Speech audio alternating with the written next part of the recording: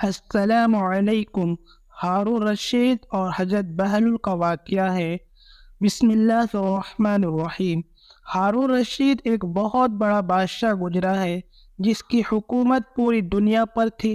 اس کے زمانے میں بہلول نام کے ایک بزرگ تھے، وہ اللہ کے بہت بڑے ولی تھے، اسی لیے ہارون رشید ان کا بہت احترام کیا کرتے تھے۔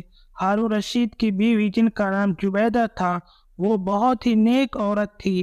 زبیدہ نے اپنے محل میں ایسی 1000 نوکرانیاں رکھی ہوئی تھی جو قرآن کی حافظہ تھی، اور قرآن کی تلاوت کے لیے ان سب کی ڈیوٹی الگ الگ شفٹوں میں لگی ہوئی تھی، جس کا نتیجہ یہ ہوتا تھا کہ محل میں 24 گھنٹے قرآن کی تلاوت ہوتی رہتی تھی اور اس کا محل قرآن کا گلشن لگتا تھا۔ ایک دن کی بات ہے کہ ہارون رشید اپنی بیوی زبیدہ کے ساتھ دریا کے کنارے ٹہل رہے تھے کہ ایک جگہ بزرگ دانا بہلول کو بیٹھے ہوئے دیکھا۔ دیکھتے ہی ان سے سلام کیا تو دانا بہلول نے جواب دیا۔ بہلول اس وقت مٹی کا گھروندہ بنا رہے تھے، تو ہارون رشید نے پوچھا کیا کر رہے ہو؟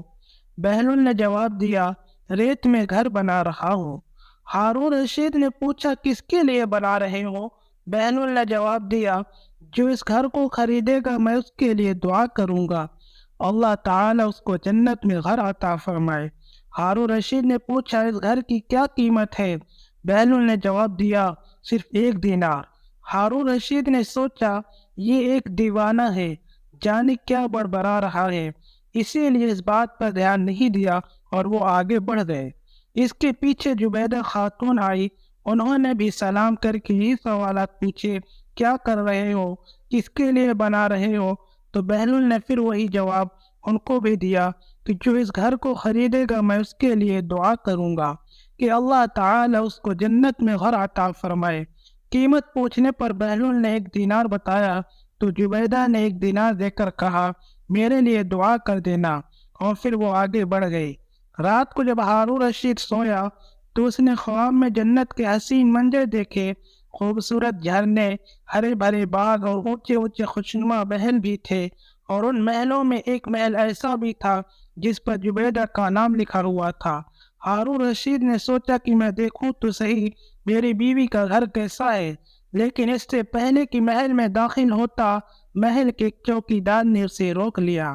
ہارون رشید نے کہا اس محل پر میری بیوی کا نام لکھا ہے، یہ میری بیوی کا ہے، اس لیے مجھے اندر جانا ہے۔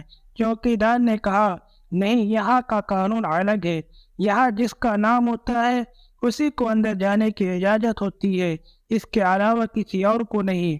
جب چوکیدار نے ہارون رشید کو پیچھے دھکا دیا تو ہارون رشید کی نیند کھل گئی۔ جاگنے پر اسے یقین ہو گیا کہ بہلول کی دعا زبیدہ کے حق میں قبول ہو گئی، اور خود پر افسوس کرنے لگا کہ میں بھی اپنے لیے گھر خرید لیتا تو کتنا اچھا ہوتا۔ وہ ساری رات اسی افسوس میں کروٹیں بدلتا رہا۔ صبح آنکھ کھلی تو اس نے سوچا کہ آج ضرور میں دریا کے کنارے جاؤں گا اور بہلول سے دعا کروا کے اپنے لیے جنت میں ایک مکان ضرور خریدوں گا۔ اگلے دن وہ دریا کے کنارے بہلول کو تلاش کرتے ہوئے ادھر ادھر دیکھ رہا تھا کہ اس نے پھر بہلول کو اسی طرح کا مکان بناتے دیکھا تو قریب جا کر سلام کیا اور بہلول نے جواب دیا۔ اس کے بعد پھر وہی سوالات شروع ہو گئے۔ ہارون رشید نے پوچھا کیا کر رہے ہو؟ بہلول نے جواب دیا ریت میں گھر بنا رہا ہوں۔ ہارون رشید نے پوچھا کس کے لیے بنا رہے ہو؟ بہلول نے جواب دیا جو اس گھر کو خریدے گا میں اس کے لیے دعا کروں گا کہ اللہ تعالیٰ اس کو جنت میں گھر عطا فرمائے۔ ہارون رشید نے پوچھا اس گھر کی کیا قیمت؟ بہلول نے جواب دیا اس کی قیمت پوری دنیا کی بادشاہی ہے۔ ہارون رشید نے کہا اتنی قیمت تو میں نہیں دے سکتا، لیکن کل تو 1 ہی دینار کے بدلے دے رہے تھے اور آج پوری دنیا کی بادشاہی مانگ رہے ہو۔ بہلول نے کہا بادشاہ سلامت، کل بن دیکھے معاملہ تھا، آج دیکھا ہوا معاملہ ہے۔ کل بنا دیکھے سودا تھا اس لیے سستا مل رہا تھا، اور آج چونکہ جنت دیکھ آئے ہو اس لیے اب اس کی قیمت زیادہ دینی پڑے گی۔